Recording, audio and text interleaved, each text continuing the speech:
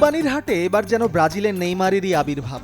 তবে ফুটবল মাঠে নয়, যশোরের খামার কাঁপাচ্ছে ৩৫ মনের এই নেইমার।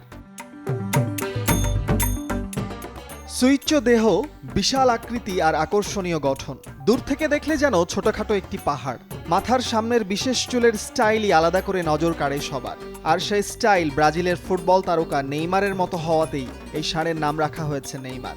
নেইমারের মতন ওর চুল, এই জন্য ওর নাম রাখা হয়েছে নেইমার। ফুটবল মাঠে ব্রাজিলের নেইমার যেমন লাফালাফি আর গড়াগড়ি করে আলোচনায় থাকেন, তেমনি যশোরের এই নেইমারও কখনো লাফালাফি, কখনো গুতোগুতি করে মাতিয়ে রাখছে পুরো খামার। আর সেই দুষ্টুমিতেই বাড়ছে তাকে দেখতে আসা মানুষের ভিড়।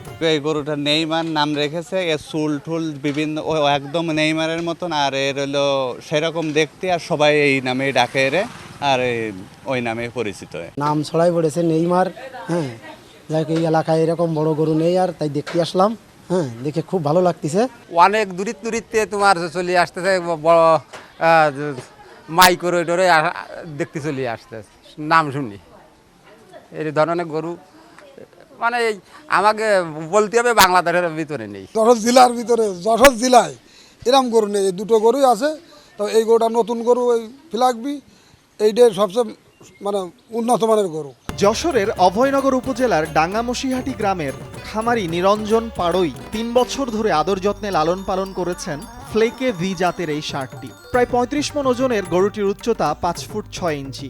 কুরবানির ঈদ উপলক্ষে এর দাম হাঁকা হচ্ছে ১২ লাখ টাকা। ছোটবেলার থেকে খুব আদরে লালন পালন করা হয়। এর গলায় দেখেন আপনারা, এর গলায় কোনো রশি দেওয়া হয় না। ছোটবেলায় থেকে একদম ছেড়ে দেওয়া হয়, এবং গরমের সময় একে ফাঁকার বাতাসও দিতে হয়।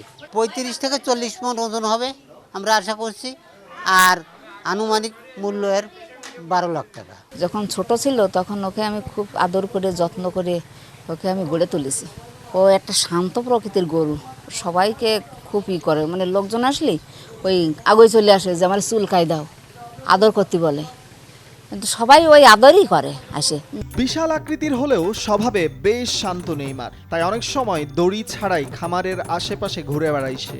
সামাজিক যোগাযোগ মাধ্যমে খবর ছড়িয়ে পড়ার পর থেকেই প্রতিদিন দূর দূরান্ত থেকে মানুষ আসছেন গরুটি দেখতে।